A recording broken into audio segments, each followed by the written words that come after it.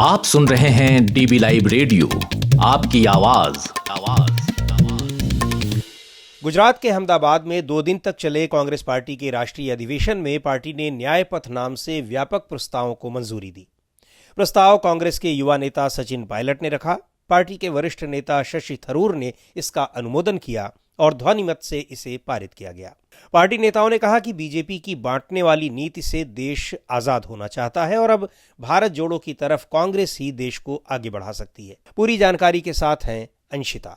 64 साल बाद गुजरात में कांग्रेस पार्टी का कोई राष्ट्रीय अधिवेशन हुआ, वो भी ऐसे समय में जब कांग्रेस पार्टी का राजनीतिक अस्तित्व उस राज्य में दांव पर लगा हो, जबकि एक समय यह राज्य कांग्रेस का गढ़ हुआ करता था।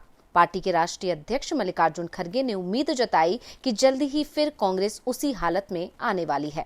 हम हमेशा गरीबों के साथ है, माइनॉरिटीज के साथ है, बैकवर्ड्स के साथ है, अछूत के साथ है, दलित के साथ है, और जो भी गरीब है, किसी कौम का हो, किसी जाति का हो, ऊपर जाति का हो, नीचे सबको भला करने के लिए, उसके समस्या को हल करने के लिए कांग्रेस खड़ी है, वो आगे रहेगी तुम्हारे साथ। खड़गे ने चुनाव आयोग और ईवीएम का जिक्र भी किया और सीधे तौर पर कहा कि चुनाव बैलेट पेपर से होना चाहिए, न कि ईवीएम से।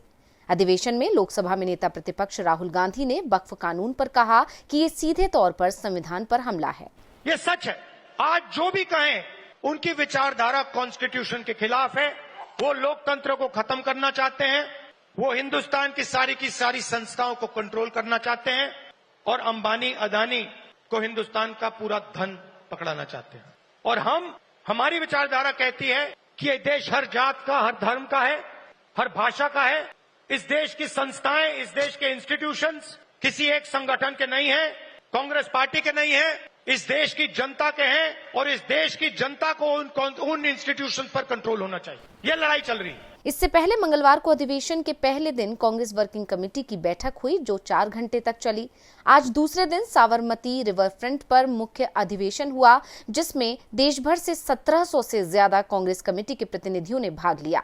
इस अधिवेशन की थीम थी न्याय पथ, संकल्प, समर्पण और संघर्ष। पार्टी नेता पवन खेड़ा ने बैठक में पारित प्रस्तावों और मुद्दों की जानकारी दी। आजादी का आंदोलन भी गुजरात से ही इसको पेट्रोल मिलता था और देश को अब फिर से नई दिशा दिखाएगा गुजरात, कांग्रेस पार्टी के माध्यम से। इसीलिए गुजरात में कांग्रेस पिछले 3 दशक से सत्ता में नहीं है। विधानसभा में इस समय वो अपने प्रदर्शन के सबसे निचले स्तर पर है, लेकिन गुजरात में पार्टी को मजबूत करने और 2027 में सरकार बनाने के लक्ष्य के साथ पार्टी ने इस अधिवेशन को यहां करने का फैसला किया था।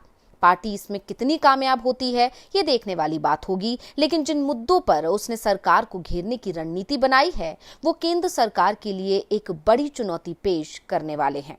डीबी लाइव रेडियो के लिए मैं अंशिता। आप सुन रहे हैं डीबी लाइव रेडियो, आपकी आवाज।